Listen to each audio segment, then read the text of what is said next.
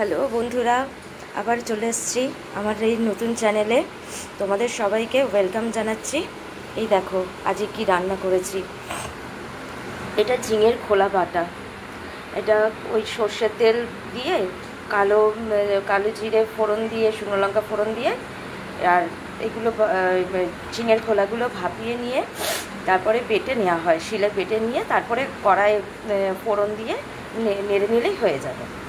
আর এটা হচ্ছে কচুরলতি, এটা আলু ভাজা, আর এটা হচ্ছে একটু আলু সেদ্ধ মেখেছি শুকনো লঙ্কা আর জিরে ফোড়ন দিয়ে।